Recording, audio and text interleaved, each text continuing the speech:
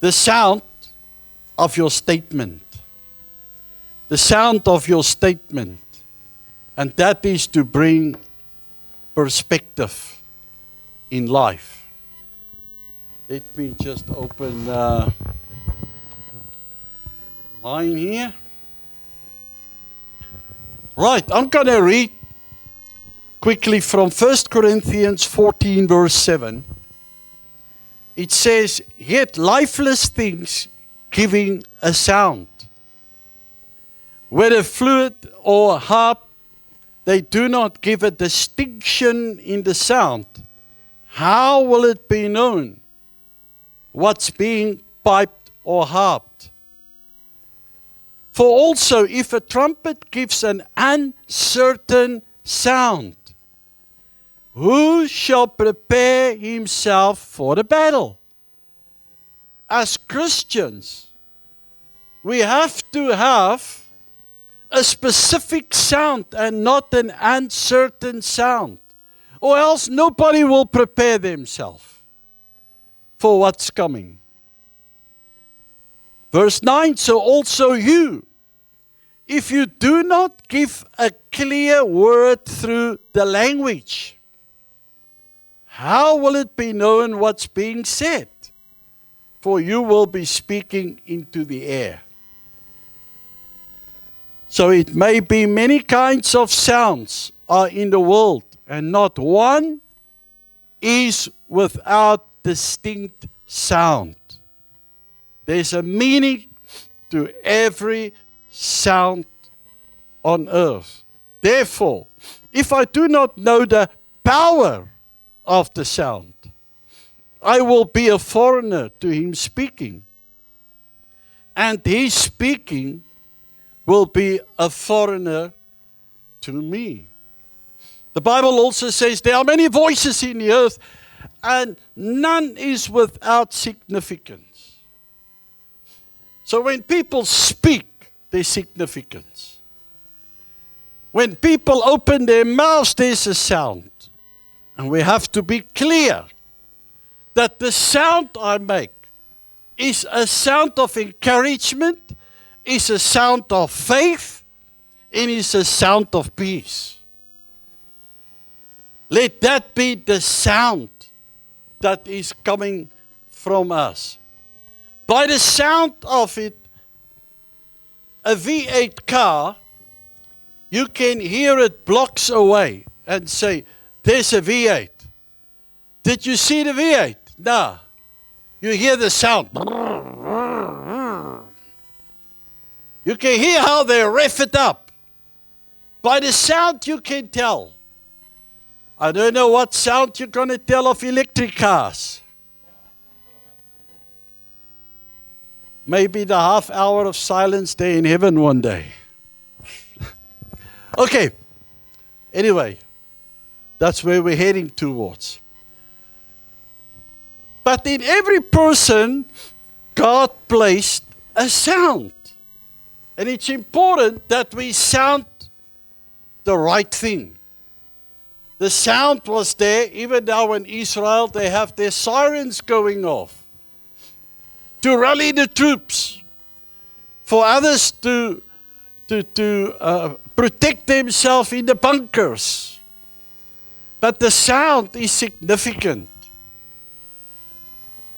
Now there's a story of somebody that sounded something that we can learn from, because it's a life story also for you and I to learn from. Matthew 14 verse 23. And when he had sent the crowds away, he went up into the mountain apart to pray. And when evening had come, he was there alone. Verse 24. But the boat was now in the midst of the sea, tossed with waves, for the wind was against them. Is that familiar for you? When the wind is against you? And it says, in the fourth watch of the night, Jesus went to them walking on the sea. I like this part. The fourth watch is 3 o'clock in the morning. 6 o'clock in the morning, it's the fourth watch. How many of you, 3 o'clock in the morning, you can't sleep?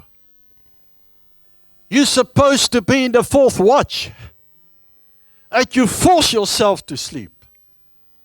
Okay, but it says the fourth watch. There was a storm. That is the time of your deepest sleep. That's the time of the enemy's attack coming to you. But guess what? That's also the time that Jesus was coming along, walking on the storm. In your darkest hour, Jesus is working. That's why I want to encourage you, do not fear. The darkest hour of this world is where Jesus is going to come with a kairos moment, a moment of visitation to a nation to do a specific thing. Before Jesus is coming back, there's kairos moments coming. Visitations of the Lord. Are you excited about it? Visitations of the Lord. I had visitations like that, and especially when I struggle, I'm still struggling, but when I struggle as an Afrikaner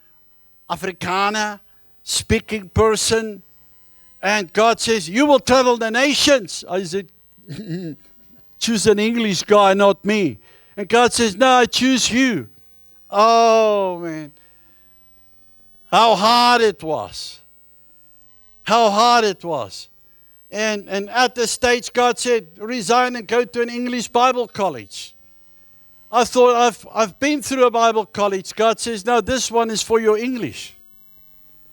To shape you.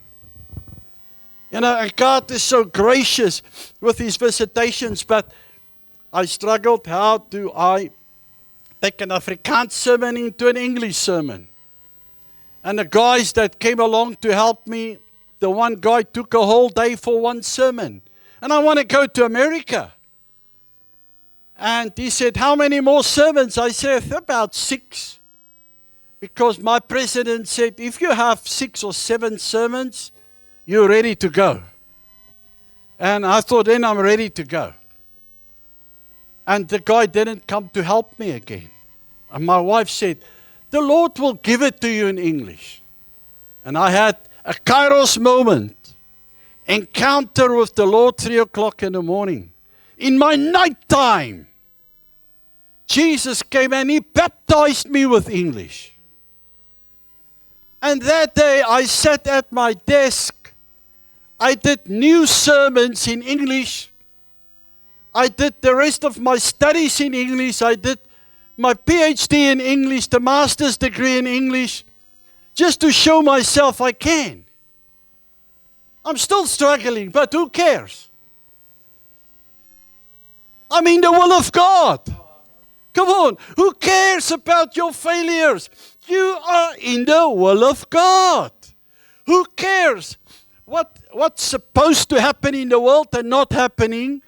God is in control of the world. And we're just following. Jesus said, follow me. He didn't say, worry next to me. He says, follow me. Next time that you worry and be troubled, just follow Him. That's all. So there's kairos moments like here, the fourth watch. And that was when Jesus was walking on the sea. And when the disciples saw Him, verse 26, walking on the sea, they were troubled, saying, this is a phantom. And they cried out for fear. Watch this. They cried out for fear. The Bible warns us. He says in the last days people will die because of the fear of the things coming over the world. Please, church, I don't want you to die because of the fear. I want you to change your sound. That's why I'm bringing this message. I want you to change your sound. and to have a sound of the statement, which I want to explain in a moment. But immediately Jesus spoke to them saying, be of good cheer. I am. Do not fear. I am with you. Do not fear. That's the fourth night watch. When the storm was on its highest, Jesus came walking on the sea, and he said, I don't want to hear the sound of fear, because I am with you. I want to encourage you. God's still in control of Jerusalem, of the end times. He says, do not fear, pray. And if you really pray, you don't fear. That's why we ask people to pray. Because when you pray, you don't fear. And it says, and Peter answered him and said, Lord, if it's you, tell me to come to you on the water. And he said, come. And when Peter had come down out of the boat, he walked on the water and go to Jesus. But seeing that the wind was strong, the moment you don't look up, you look around, you see the storm. I was helping Mark yesterday, and one of the things I had to overcome was I was afraid for heights when I was younger. And going up, I wonder, with that scissor, how's it going to be? And you know what I remember? The Lord says, just look up. Don't look down. Amazing. And I thought, it works.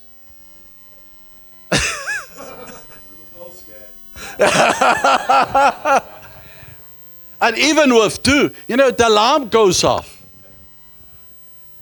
If it swings too much there, the alarm of the scissor lift goes up. And it went off with Mark a few times alone. The fourth night watch is when the alarm is going off. And you don't know what to do. And it says, and beginning to sink, he cried, saying, Lord, save me. And immediately Jesus stretched out his hand and caught him and said to him, little faith, why did you doubt? And when they had come into the boat, the wind ceased. When did the wind cease? When they got back in the boat. And those in the boat came and worshiped him. Wow! Saying, truly, you are the Son of God. I want to make a statement. When you come and worship, fear is gone. When you come and worship, that's the point where you truly say, you are the Son of God. All of a sudden, you don't care what's going on around you. You are the Son of God. We're back in the boat. We are back in the boat. You're the Son of God. Singing has something great to help us to get out of fear. Whenever you fear, start to worship Him. Whenever you're worried, start to worship Him. When you worship Him, you get back into the boat. I want to explain the boat. In this chapter, we have a boat, or we are like in a boat with the disciples, a type of the church. And you and I are sitting here in a boat. Imagine we're in that boat this morning. It represents us in a boat on our way to destiny. And they were there in this boat, and the storm is all of a sudden around them. And you're in the middle of the sea. Whales and sharks and all these kind of things, and high waves that looks like mountains around you. You're in the middle of a situation, and everything has turned against you. Have you been in a situation like that? Okay, you're not a pastor. Have you been in a situation you feel everything is just turning around me? I don't know how I'm going to get out of this one. I have good news for you. Here you are sitting in the boat again. Welcome back. Come on, welcome back. You had storms, but you survived it. Here we are. Again, back in our boat, in our fellowship. The boat was made by human effort. God made the ocean, and I say this for a reason. Man made the boat. Where were men gathered together? In the boat. They made the boat. Where was Jesus? Walking on the sea that he made. So what's the problem here? The problem is we protect what we made. We are worried the whole time about the stuff we made. I worked hard for this. I labored hard for this. You want to come and rob and steal and take it away from me. It's my hard labor. We are protecting the boat. Instead of to look up and see there's something greater than this boat. Come on. I have good news for the end time people. There's a new earth coming.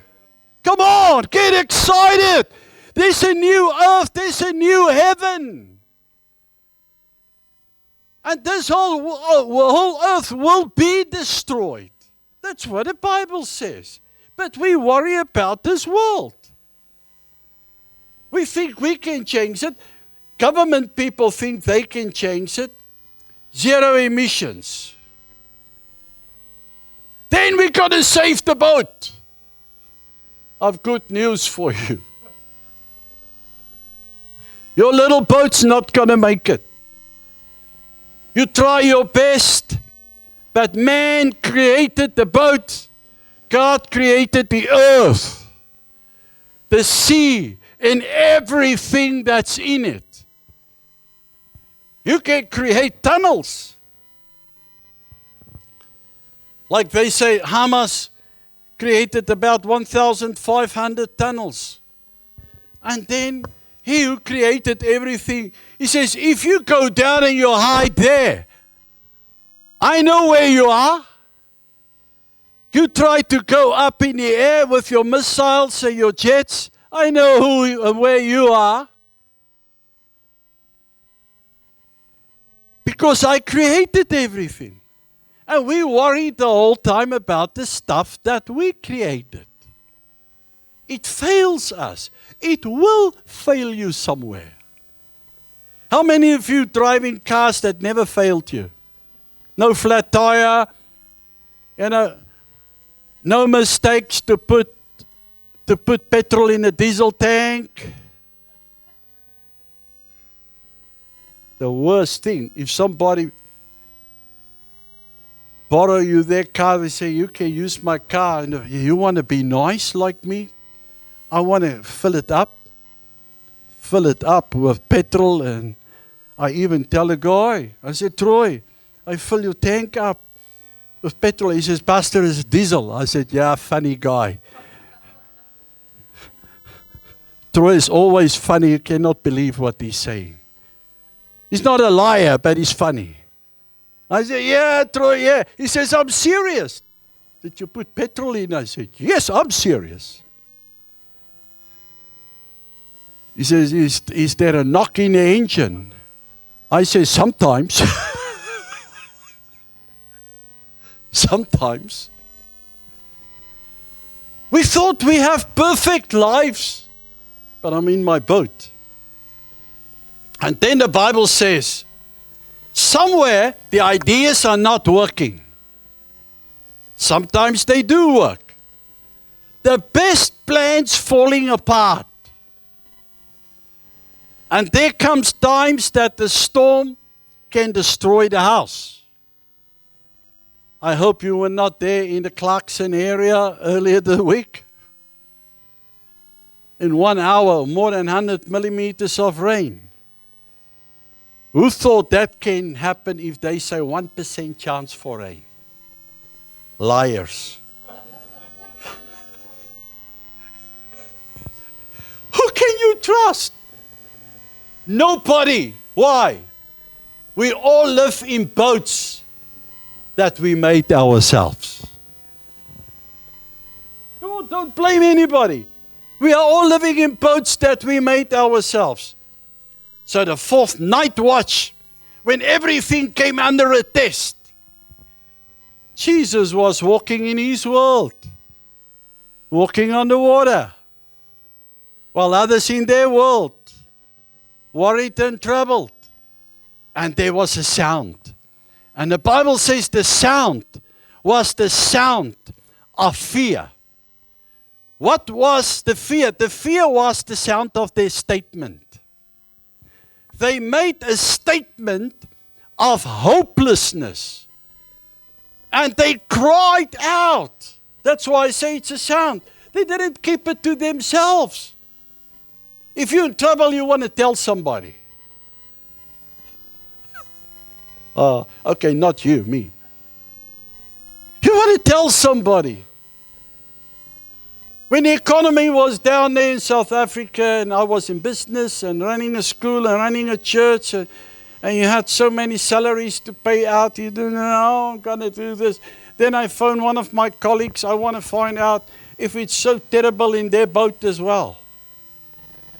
I said, how's your boat doing there? No, also not so well. I thought, well, then I'm not so bad. It's not the only boat sinking. Then you feel better. God never wanted us to feel better. He wants us to walk on the water and to overcome fear. Come on. That's the best place. Not a feeling. It's an attitude. It's a faith movement. And Jesus decided to visit them in their darkest hour. He visited them. I have good news for you. If you're always following Him, He will visit you every time in your darkest hour. You don't have to look out for Him. He's looking out for you. Why? You belong to Him. Come on, you belong to Him. I thought it's Mike. Every time when we had a little doggy, we have grandkids, they like their grandmother or Peter the most. She's just doing something in this boat, in cuddling and loving, and I think I'm doing the same, but I'm not on the same level. But now we have another puppy, and all of a sudden I'm the man. I'm the man. But it's coming with a price. That doggy wants to sleep on the bed. Not on the bed, in my arm. When you switch off the lights, I feel, here she's coming. Put that head just here. And I was against it. Our first puppy wanted to sleep with my daughter, and I said, puppies, don't sleep in the bed with human.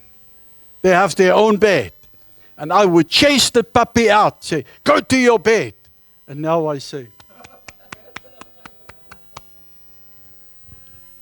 Then I get tired to be like this the whole night. And I want to turn over. When I turn over, not too long, I feel, gum, gum, gum, gum. She comes to the other side. She comes all the way down in the other arm. It's like that the whole night. If I want to touch Peter, she's in between. She hates it that we touch each other. I thought I'm separated from my wife in this boat now. See, Jesus is coming to us. And He says, I'm looking for you. and we feel we separated from Him, He decided to visit the church in the devil's hour. Now, here's a strong point. This, what you see in Gaza, you see it in Ukraine, you see it now in Israel, is the devil's hour. It's not just war. It's a religious attack. That's what it is. It's a religious attack. That's why I call it evil. It's plainly evil. But if I read this story, quickly this. On this rock I will build my church. On Peter, which means rock, I will build my church. And the gates of Hades shall not prevail against it. He's using Peter in the boat, who's the symbol of, on this rock I will build my church. I will find you in your darkest hour. I will come to you in your darkest hour. And the gates of Hades, this evil shall not prevail against you. Wow, come on, church. The moment they think they won, Jesus is going to show up. I want to see what Jesus is going to do in this time. Because what happened there was for a reason. Jesus came to them. They had the sound of fear. Bible says the last days people will die on their hearts because of the fear coming over the world. And we are there, I believe. And now Jesus is coming to the boat. Before Jesus is going to come, there will be a kairos. Once more I will pour out my Spirit upon all flesh. But He's waiting for us to make a sound. And that sound is a sound of statement. What is His sound? His sound is, this is my kingdom. Right, this is how you have to pray. Let your kingdom come. Let your will be done. But what's my statement? The sound I should make is the one that Jesus made. Not my will, but let your will be done. If you want to change worlds from your boat to His life, you have to have a statement saying, not my will, but let your will be done. Not my will, because my boat is going to fail. I made it. I protect it. I'm in charge of it. It will fail somewhere. But not my will. Let your will be done. So Lord, if it's your will, come on.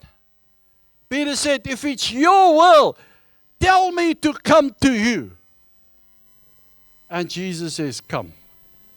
I like it that he's not coming with lots of words to explain. He just say, follow me. He just say, come. You know, he's just straightforward. We want to explain because we come from a failure background. But he just say, come, follow. I'll be with you until the end of the world. Until the end of the world. So Peter got out and he went to Jesus. But when he became aware of the circumstances again, he started to drown. And because he started to drown, Jesus grabbed him.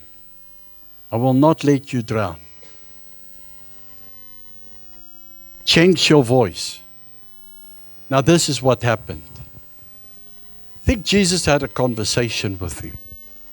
He said, before we go back to the boat, I want you to look at your world from my world. He says, my way of thinking is higher than your way of thinking. My ways is higher than your ways.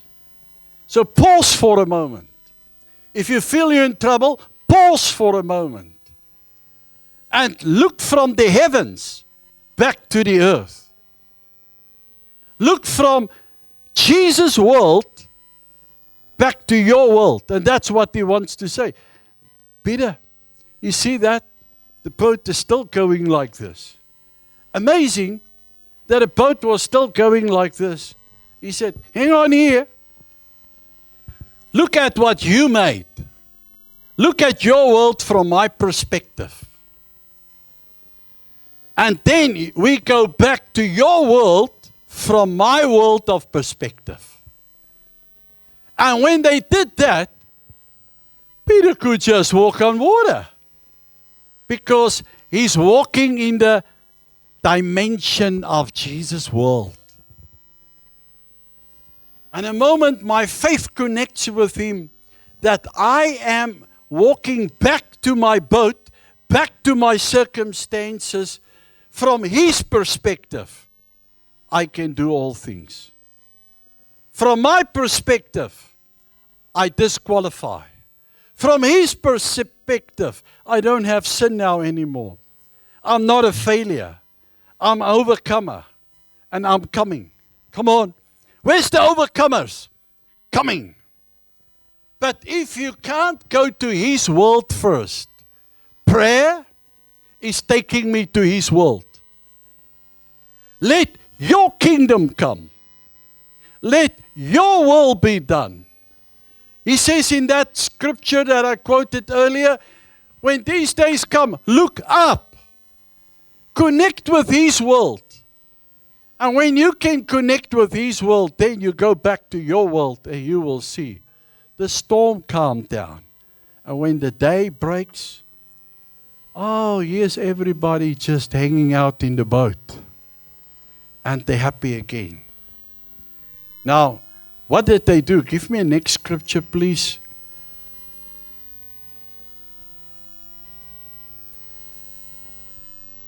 The next scripture says, actually, because I promised not to be too long, the Bible says they cried out in fear, but then he says, cheer up. Cheer up. Be happy. And it says in Matthew 14:33, and those in the boat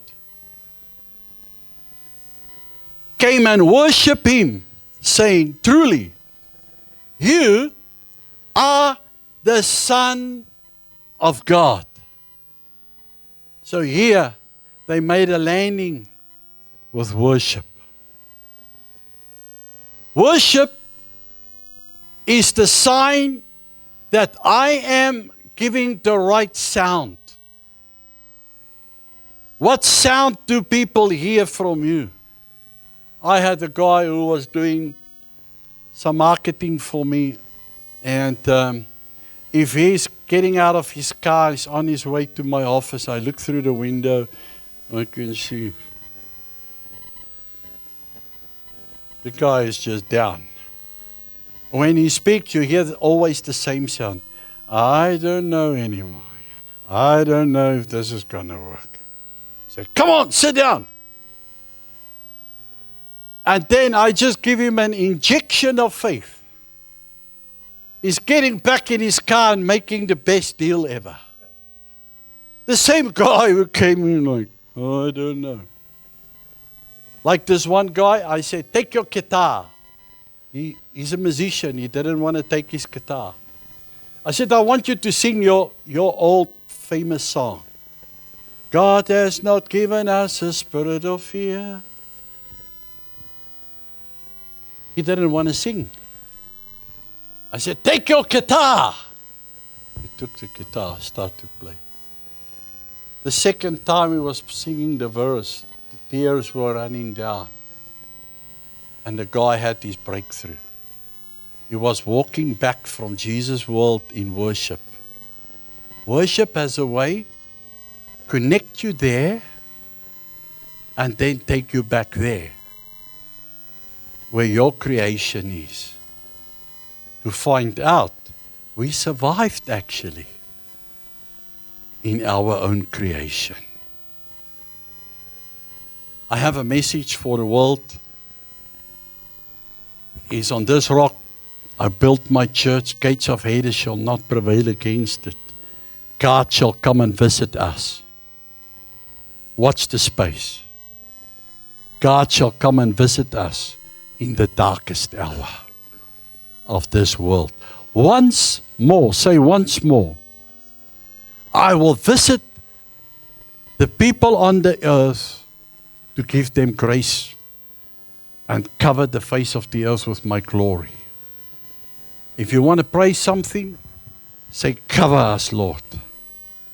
Pour out your Spirit upon all flesh so that people may know you are the Son of God.